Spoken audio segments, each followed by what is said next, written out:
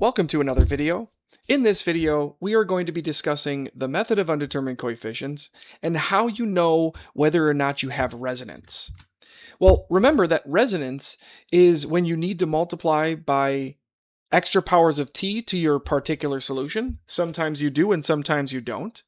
And in this video, we'll discuss how you know exactly when to and when not to multiply by those extra powers of t. But first, let's remind ourselves of the definition of a monomial. Remember that a monomial is nothing more than a polynomial that only has one term in it. So for instance, 3t squared is a monomial, and t to the sixth is a monomial, and 3t minus 7, this is not a monomial because it has two terms in it.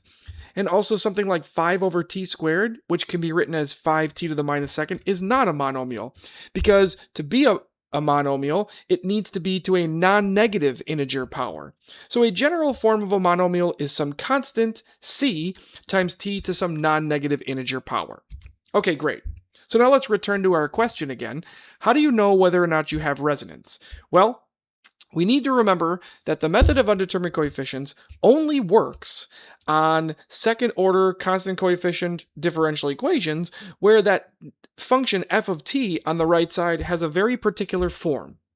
It must be either some monomial times e to the kt or some monomial times e to the kt times cosine of nt, or the same thing with a sine term. And I like to call this f of t function on the right-hand side the non-homogeneous function.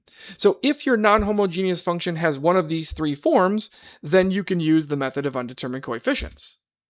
And it turns out that if you ignore the monomial piece, these three pieces that I have highlighted, what's left is what will help you to determine whether or not you have resonance. So we can now return to our question and answer it fully. If you ignore the monomial part of the non-homogeneous function, and if whatever happens to be left matches either of your associated homogeneous solutions, then you have resonance. It's as simple as that. You figure out what remains, and if it matches either of the homogeneous solutions, then you have resonance. But wait, I've also heard of this idea of double resonance. When do you have double resonance? And the answer is, well, if you know that there's resonance, and again, you ignore the monomial part of the non-homogeneous function, and you multiply what remains by an extra power of t, and it still matches one of the homogeneous solutions, then you have double resonance. This is maybe a little bit confusing. It'll be much more clear once we go through an example later on, but the only way you can have double resonance is if you have single resonance and then you multiply by an extra power of t and it still ends up matching. I've also been asked, is there such a thing as triple resonance? Well, in this video, we're only going to be dealing with second order differential equations, and you will never have more than double resonance because of the second order nature of the equation. However, there are third, fourth, and higher order differential equations that you can use the method of undetermined coefficients on, and in those higher orders, there are triple and quadruple resonance, but we're not going to be dealing with them in this video. So let's go through an example here. We want to find the form of a particular solution to this second order constant coefficient non-homogeneous differential equation. Well, the starting point for this problem and all problems like this is to find the associated homogeneous solutions. So we have the associated homogeneous differential equation, y double prime minus 5y plus 6y equals 0. We create the auxiliary, which is r squared minus 5r plus 6 equals 0. We factor it, and we find the two roots are 2 and 3, which give us our two homogeneous solutions, e to the 2t and e to the 3t. So now let's take those two homogeneous solutions, because we don't need the work anymore, and we'll write them by themselves. And then we'll start with the form of the particular, which we have a second order polynomial here, this 4t squared.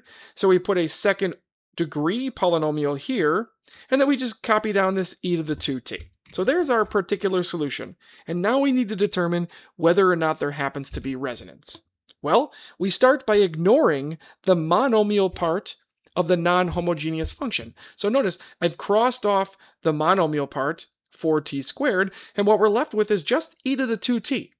And notice that this does match one of the homogeneous solutions. It matches the e to the 2t, and therefore we have resonance. So we then multiply our particular solution by an extra power of t because we still needed to determine, is there double resonance?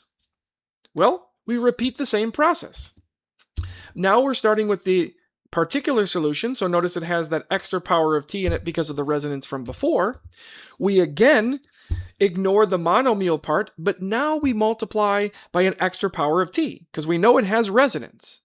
And we get t times e to the 2t. And notice that this does not match either of the homogeneous solutions anymore, so we do not have double resonance. So we just have simple resonance in this case, which means the correct particular form is this one listed at the bottom with 1 extra power of t. Let's go through another example. Same thing, second order constant coefficient differential equation, non-homogeneous. I'm going to skip the steps here. You find the associated homogeneous, you find its auxiliary, you find its roots, and you find the two linearly independent solutions, which in this case would be e to the minus 3t and e to the minus t. It would be good practice for you to actually find where those came from. But now we need to determine if there happens to be resonance. We have a first degree monomial here, 6t, which is why we put a first degree polynomial, at plus b, and then we copy down the e to the 5t in this case. We again ignore the monomial part of the non-homogeneous function, which will leave us with just e to the 5t after we cross off the 6t, and please notice that this doesn't match either of the two homogeneous solutions. And therefore there is no resonance in this case, so our particular solution does not need any extra powers of t. What about this one that involves the cosine function? Well, again, we find the homogeneous solutions, which come from the associated homogeneous differential equation. Our particular solution, remember that if your non-homogeneous function has a sine or a cosine in it, then you need the other one as well. So this one has a cosine 3t, so we also need a sine of 3t. We ignore the monomial part of the non-homogeneous function. Well, the only monomial part is just this number 1 in front here, which leaves us with just e to the 2t cosine 3t. And notice that this does match. It matches one of the homogeneous solutions, so we have resonance. And therefore we multiply by an extra power of t.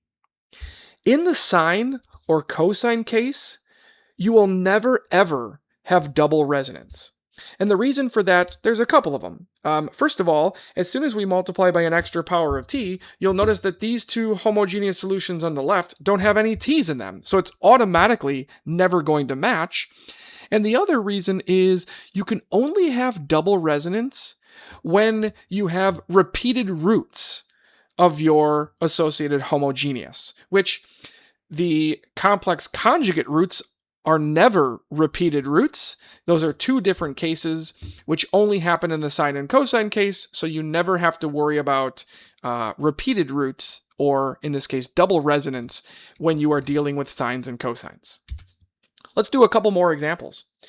Let's find the form of a particular solution to this one.